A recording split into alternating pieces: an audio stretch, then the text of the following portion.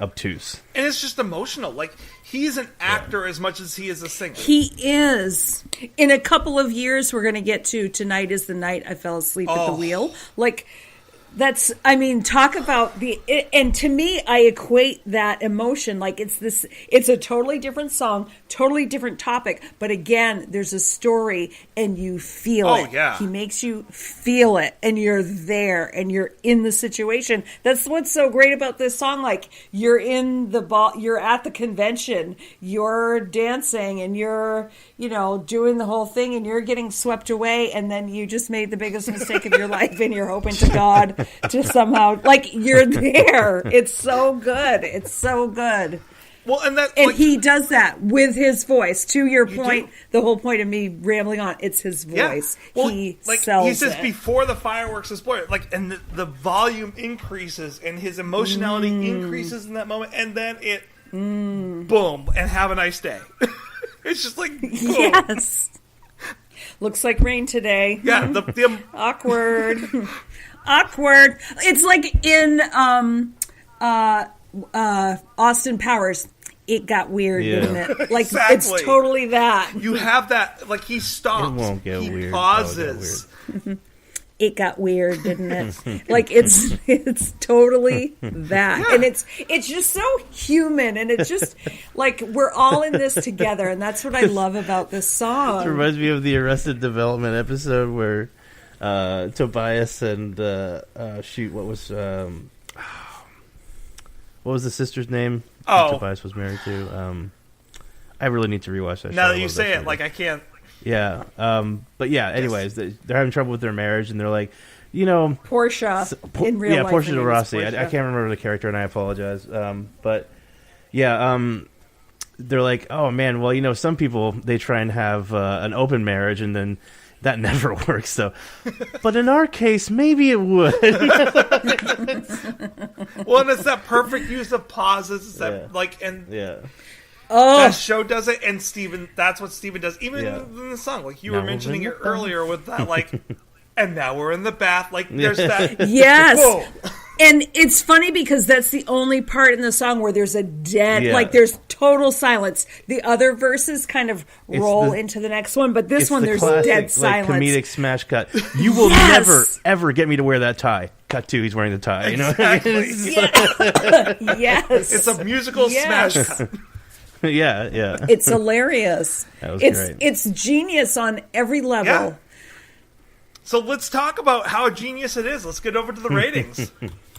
Okay, so for ratings, sorry to commandeer. I love it when people are like nerding out. Like, I love to nerd out over music. I've been waiting for this forever. I edit these podcasts, and I'm like, Aaron's talking a lot. I'm talking a lot. Here's Michelle, and then like, please, Michelle, anytime. Take it and run. Yes, I definitely. We're rating it by travel Scrabbles. How many travel Scrabbles? How many tiles?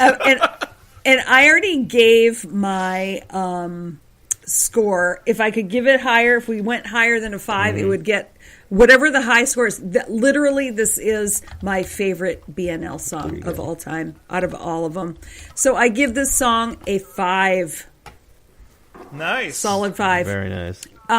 Aaron, how about you? How many travel Scrabbles? I actually want to pass this off to Tracy because I'm curious. Oh, okay. I was trying to be... I was going to be all, like, funny and smart about it for a second there. But, yeah, I was going to try to come up with a word in travel Scrabble that would add up to the points. But I can't pull it off in that amount of time, damn it. I am giving this song a 4.5. Wow. One of the things I love about this song that we haven't talked about yet, this song tells a full story. This is one of the things that when Steven does this, and he does this in certain songs, I love it. It is amazing. I will follow him along through the whole entire story and listen to it, and the music's amazing, Steven's emotionality is amazing, and it tells that full story. I'm in. It's not all the way up to a 5. I can't think of any things I would change about this song. I would listen to the song 1,000,001 times, but yeah, I have to give it a rating somewhere in there, so for me it's a 4.5. That's interesting. Nice. That's the reason I threw to you first, because I wanted to see if I was going to be the jerk or if you were going to be the jerk, Tracy. And Michelle, I am sorry to have to tell you that Tracy is the jerk because I give it a 4.6. Yay! Damn it! So I totally set him up for that. I was going back and forth for a while because I was thinking 4.5 and I was looking at my scores. I'm like, it's definitely mid to high fours or almost perfect. I gave Call and Answer a 4.5, and I love that song. I love the harmonies. They're absolutely beautiful. I might like Conventioneers just a tad more, so I'm going to give it a very enthusiastic 4.6 Travel Scrabble Tiles out of 5. I think it's a wonderful tune. Yeah. I'll definitely be coming back to it, putting it in playlists. It deserves to be in the top of the top. And once you listen to it several times, like once you've like got it in your blood and guts, you're just like it becomes a part of you. I know it's early to talk about this, Michelle, but we do have another rescore coming up in a year, so maybe this will end up being raising up the charts. We'll see. Well, right now, after our rescore, this song is number 3. Yeah. Okay, well there we go. So we have Alcohol, Brian Wilson, and Conventioneers as our top 3. What a trio! Which I think Break Your Heart, right there. Call and Answer, and Alternative Girlfriend. It's right in the right spot. Those are all super amazing songs, and I think they all deserve to be up there. Definitely. Cool. Yes. All right. Consensus. All right. So, by the way, I want to mention right now. I should have mentioned it in the last show. I forgot to mention 3 weeks ago that there was a cover. And I feel horrible because there are not a lot of covers. Yeah. I missed this one. Cornbread Red covered Celebrity. It's actually a really interesting cover. So if you go out there and listen to the cover of Cornbread Red singing Celebrity, it's actually really cool and interesting. So my appearance tonight is going to be really quick and easy. I'm going to patch in the Ladies' Room Volume 5. That we have on the YouTube, which is the demo version of this.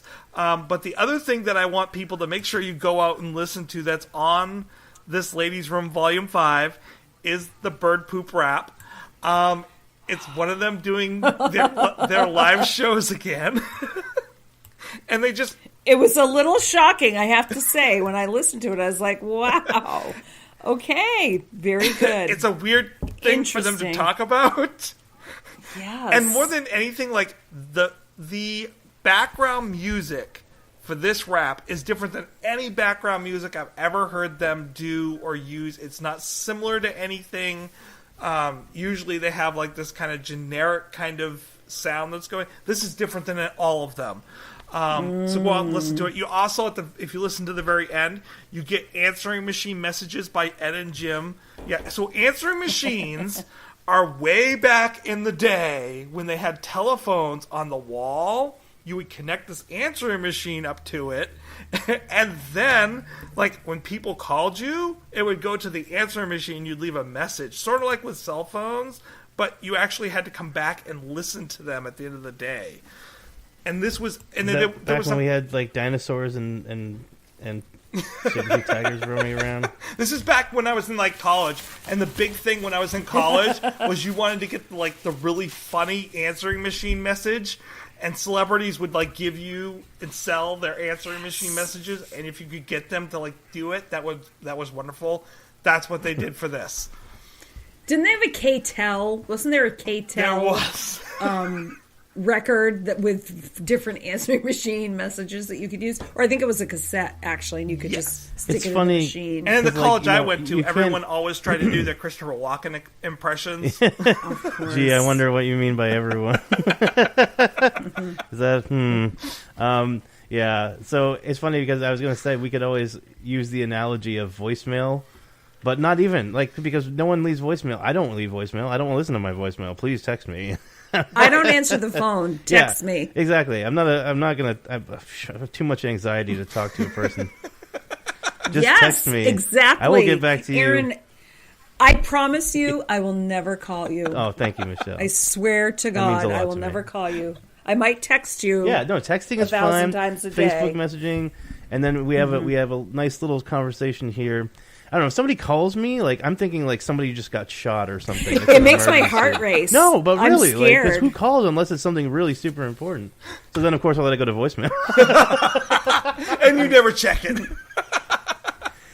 No, it's not true. I will answer if it's somebody I know.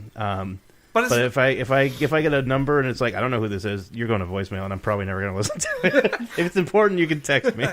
Well, the answering machine fad is no longer like people just leave their voice message thing saying like, "Hey, it's me. Leave a message." Like that's it. More now. like the voicemail box of 555 right 555 5555 is full because they don't check their voicemail. So if you want to remember the past, go and listen to these answering machine messages. Blast from the past. So I want to plug again, once again, we are part of the Filling the Void Network. We'll have all these different podcast episodes and different shows that are on it. One of which is Travis and Vic's Drunk Horror Adventures, where they discuss horror movies after they've gotten drunk. They also talk about mass murderers after they're drunk. Sometimes Who doesn't? Exactly. I just don't record it when we do this. It's going to come up at some point. Yeah. You know it is. You're like, do you think Ed Gein really wore people's skin like all the time or just for special occasions? It's for special occasions. Keep it special. Where'd they get the gas for that saw? That's what I want to know. How did they take care of the smell? Formaldehyde? So if you have questions like this, go watch that show. It's probably on there somewhere. They also interview people. They talk to people that have written books about the Zodiac Killer, as well as directors and actors from the Texas Chainsaw biography Massacre. of Ted Cruz.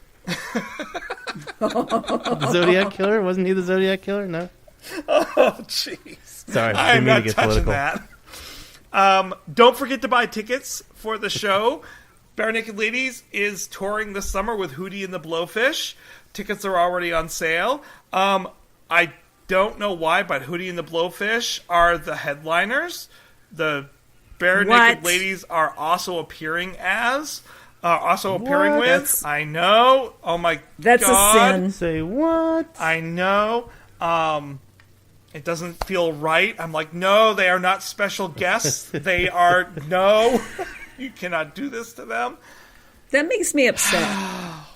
I feel upset about that. That makes me feel like I want Stephen Page to get back with the band, and Stephen, we know you're I listening. want them to headline. Yep, they have to now. Please come on like the show. it has to happen now because they have to bring them back up. Like it's a necessity. Mm-hmm. Mm-hmm. So and they're going to be touring in the United States, Canada, and I believe they'll also be touring Europe. So the time is ticking down for you to go buy the tickets. Not for Europe yet. You could even say that it's the final countdown. And now I really need to watch Arrested Development again. Speaking of which, A magician named Gob. Is the final countdown by Europe? No, we're going to be talking about Counting Down off, I want to say it's off Silver Ball. I'll have to check for next week. Isn't it Thunderball? Oh, no, we're not That's talking Thunderdome. Not talking. Wow, we went from BNL We to don't James need Bond another hero. to Mad Max. 3 degrees We of don't BNL. need to know the way Sing it, Michelle. home. Mel Gibson is a Tina terrorist. I was totally transforming myself Nothing I can say. Yeah, there you go. into Tina Turner. There's nothing Like I can with say the- that's going to top Mel Gibson as a terrorist. So I don't think I can. And we now have the NSA listening to our podcast. Terrorist gun bomb kill president. Hi NSA. Hi, how are you? We would love for you to be on our podcast. Come on. NSA, we know you listen. Actually, of all the wanna people know we've what you mentioned, have I'm sure on the us. NSA is the one that definitely does listen to this show. They're probably responsible for all of our listeners. That would be the please greatest pardon Edward get Snowden. ever. Edward, please come on the show. This week's Yes, that this would be. week's guest is the NSA. The whole organization. That's probably what, you know what? That's what Bobby was about to say this last week. This episode is brought to you by the letters N, S, and A. So we're about to be ending up going off the air. So as we count down, join us next week for Counting Down. Bye-bye. See you next week. And listen to Conventioneers. It's a great song. Bye, everyone. Yes, listen to Conventioneers. Let yourself be taken away by it. Go with the journey. It's amazing. Hop in the bath and then feel the regret.